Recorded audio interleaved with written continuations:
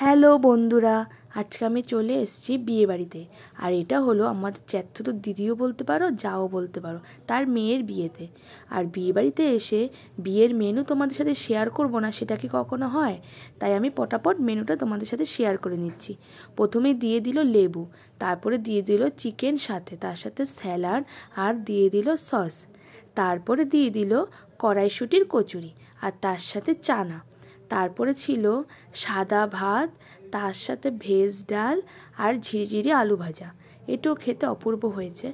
তারপরে দিয়ে দিল স্টিম কাতলা, এটাও খেতে খুব ফ্রেশ ছিল, মাছটা খেতে খুবই ভালো ছিল। তারপরে দিল পোলাও, আর তার সাথে খাসির মাংস। আর যারা খাসির মাংস খায় না তাদের জন্য চিকেন, আর যারা দুটোই খায় না তাদের জন্য ছিল এঁচোড়ের তরকারি। তারপরে দিয়ে দিয়েছে ফ্রুট চাটনি, আর তার সাথে ছিল পাঁপড়। ফ্রুট চাটনিটাও খেতে খুব ভালো হয়েছে, অনেক দিন পরে আমি ফ্রুট চাটনিটা খেয়েছি।